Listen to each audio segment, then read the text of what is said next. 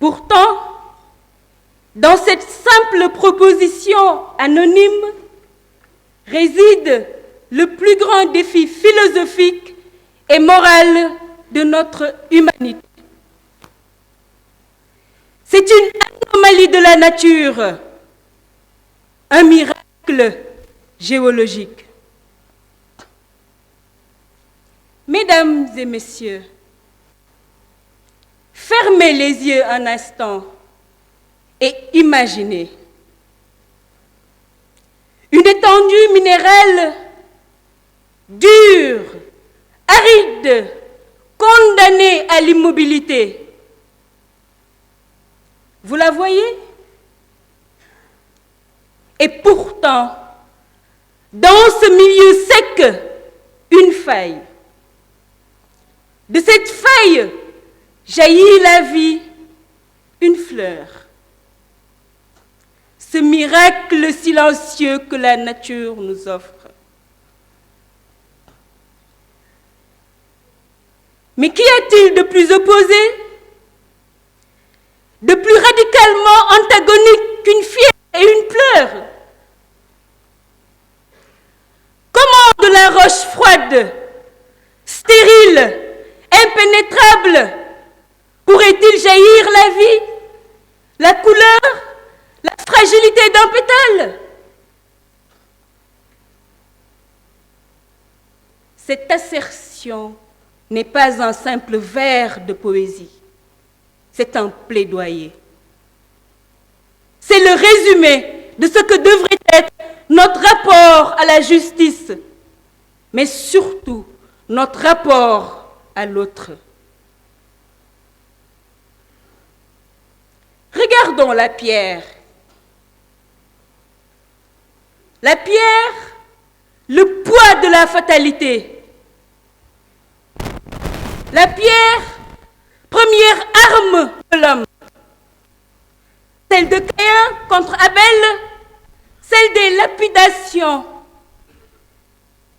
La pierre, elle est ce jugement définitif que l'on jette à la face du coupable, de l'exclu, de celui qui a chuté ou de celui que l'on craint.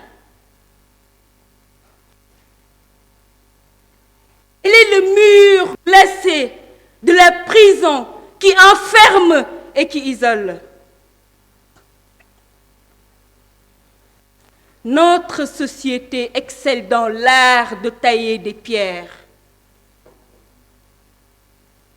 Nous sommes devenus des experts pour murer les individus dans leurs erreurs, pour ériger des forteresses de préjugés, pour lancer les lourds cailloux de l'opprobre public. En face, imaginez une fleur. La fleur, cet espoir insensé, cette rédemption, cette beauté qui naît là où on ne l'attendait plus.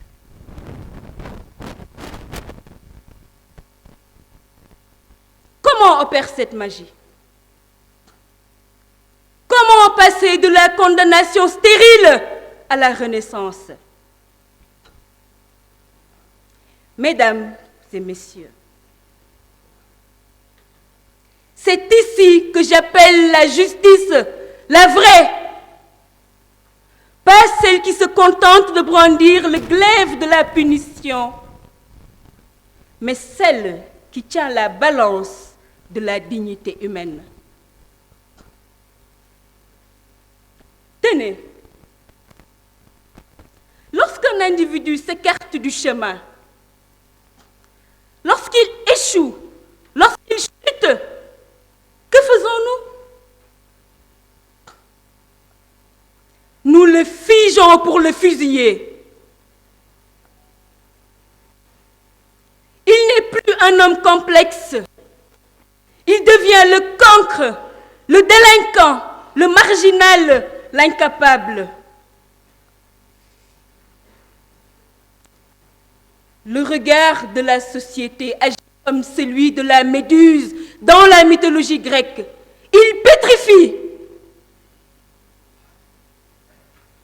Qu'il est facile de jeter la pierre.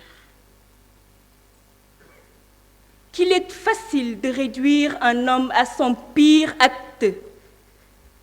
De considérer que celui qui a fauté est devenu une roche morte, incapable de changer.